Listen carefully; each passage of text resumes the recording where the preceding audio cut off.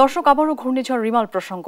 ঘূর্ণিঝড় রিমালের সবশেষ খবর জানাতে পটুয়াখালী থেকে যুক্ত হচ্ছেন সহকর্মী ফখরুল ইসলাম। ফখরুল, ঘূর্ণিঝড় রিমাল তো উপকূল অতিক্রম করছে, এর প্রভাব কেমন দেখছেন আপনি সেখানে?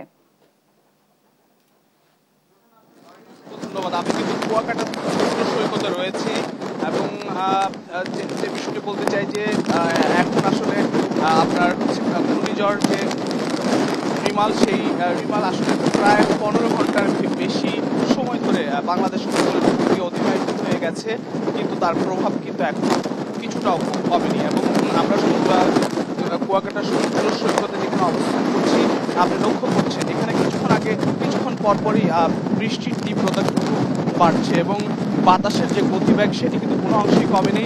70 থেকে 80 কিলোমিটার গতিবেগে, যেটি আমরা গতকাল রাতেও লক্ষ্য করেছি, এই ধরনের গতিবেগ বাতাস বয়ে যাচ্ছে। দমকা থেকে জড়ো হওয়ার একই সঙ্গে বৃষ্টিপাতের মধ্য দিয়ে ঘূর্ণিঝড় রেমালের যে তাণ্ডব, সেটি কিন্তু প্রভাব সেটি কিন্তু এখনো বয়ে যাচ্ছে সমুদ্র উপকূলের উপর দিয়ে।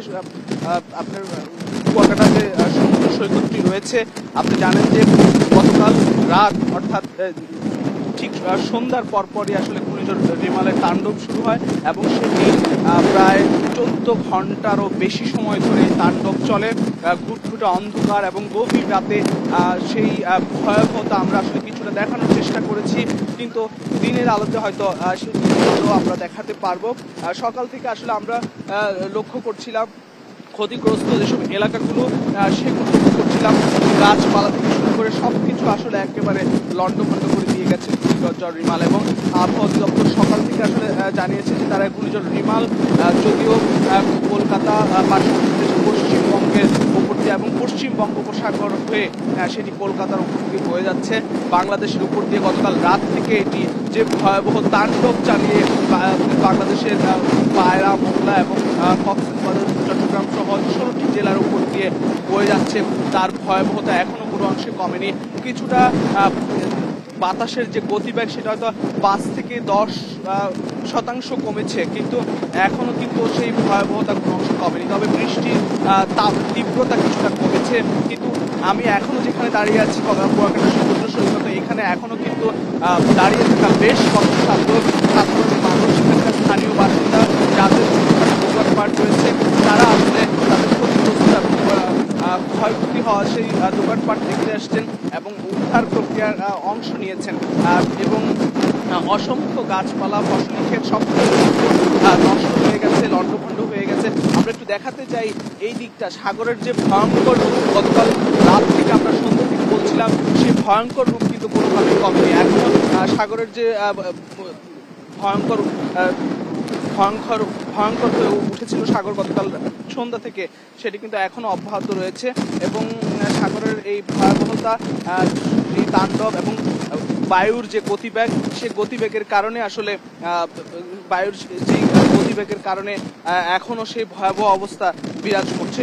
এবং আপনি লক্ষ্য করছেন সাগরের পাড় জুড়ে যত গাছপালা রয়েছে, সেই গাছপালাগুলোর কি ভয়াবহ অবস্থা, এবং সেগুলো আমরা আমার ক্যামেরার মাধ্যমে একটু দেখাতে চাই এবং আমরা কিছু মানুষের সঙ্গে কিন্তু কথা বলতে চাই।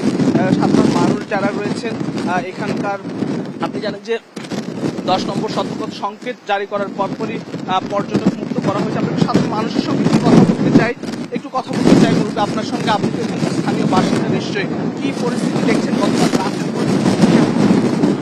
গতকাল রাত্র সন্ধ্যার পরের থেকে দমকা হাওয়া, বই, বাতাস প্রচন্ড বেগে চলতে আছে, এখনো চলছে। সারা রাত আমরা মনে করছিলাম যে সন্ধ্যা রাত 12টার পরে কমে যাবে, কিন্তু আদৌ আসলে কমে না, আরো প্রচন্ড ভাবে বাড়তে আছে। কি পরিমাণ ক্ষয়ক্ষতি হয়েছে আপনাদের এইসব লোকালয়? এখানে প্রচুর ক্ষয়ক্ষতি, যেন টিনের চালা টালা ওগুলো উড়াই নিয়ে গেছে, এগুলোই বেশিরভাগ ক্ষয়ক্ষতি হয়েছে। রাস্তাঘাটের ব্যাপক গাছপালা ভাঙে পড়ছে, এরকম ব্যাপক অনেক ক্ষতি হয়েছে। অসংখ্য ধন্যবাদ। আমরা একটু ক্ষয়ক্ষতির পরিমাণ যদি বলতেন আমাদের, এবং এই ভয়াবহতা আপনারা বিগত 1 থেকে 1.5 দশকে দেখেছেন কিনা? আসলে আমি আসছি একটা ট্যুর থেকে এখানে আসছি দেখতে, তখন আবহাওয়াটার জন্য আমাদেরকে আসলে নিষেধ ছিল দেখার জন্য। তারপরে খুব ইচ্ছা ছিল যে এই পরিবেশটা কেমন থাকে, কারণ এর গতিবেগ, বাতাসের গতিবেগ সমুদ্রে কেমন দেখায়, এটা দেখার উচ্ছ্বসিতভাবে আসলে আসা আমাদের। আসলে এটি একটি দুর্যোগকালীন পর্যটক আসা নিষিদ্ধ এখন আসলে একরকম বলাই চলে, কারণ প্রাণহানির একটি সংখ্যা থাকে, হতাহতের একটি সংখ্যা থাকে, তারপরে এইরকম বাতাস এবং এরকম ঘূর্ণিঝড় বা গত এক দশকে দেখেছি না, এরকম আসলে কখনো দেখা হয়নি আমার। ধন্যবাদ। আপনার সঙ্গে একটু কথা বলতে চাই, কি পরিস্থিতি আপনারা গত এক দশক বা দেড় দশকে এইরকম ভয়াবহতা লক্ষ্য করেছেন কিনা, এবং ঘর বাড়িগুলোর কি অবস্থা? না, এরকম আমরা কখনো দেখিনি। আমরা এই এলাকারই এরকম বাতাস গতি কখনো আমরা দেখিনি। আজকে খুব ভয়ানক অবস্থা। কালকে যেরকম ছিল আজকে সকালেতে প্রখণ্ড বাতাস। এরকম আমাদের এই জায়গায় বাড়ি, আমরা কখনো এরকম বাতাস পরিস্থিতি। অসংখ্য ধন্যবাদ আপনাকে। অরিন, আপনি লক্ষ্য করছেন যে কতটা ভয়াবহ ভাবে আসলে বাতাসের তীব্রতা এখনো বয়ে যাচ্ছে অব্যাহত ভাবে সাগর উপকূলে। আমরা আরো একটু সামনে দেখাতে চাই, এবং এই যে বাতাসের তীব্রতা আপনি আসলে গাছগুলো দেখলেই বুঝতে পারবেন যে কতটা তীব্র এবং ভয়াবহ ভাবে বাতাস বয়ে যাচ্ছে, সাগর কতটা উত্তাল সেটি নিশ্চয়ই আপনি ক্যামেরার মাধ্যমে লক্ষ্য করছেন। এবং এই ভয়াবহতা কিন্তু প্রায় 15 ঘন্টারও বেশি সময় ধরে অতিবাহিত হচ্ছে, এবং সবকিছু মিলিয়ে আসলে এটি আসলে আরো কয়েক ঘন্টা স্থায়ী হবে, সেটি আসলে বলা খুবই কষ্টসাধ্য ব্যাপার। এবং আমি আসলে এখন পর্যন্ত এই আমার কাছে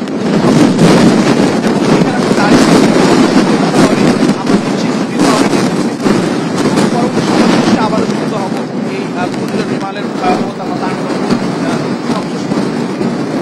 ফখরুল, আপনাকে ধন্যবাদ। দর্শক, পটুয়াখালী থেকে ঘূর্ণিঝড় রিমালের সবশেষ খবর জানাচ্ছিলেন আমাদের সহকর্মী।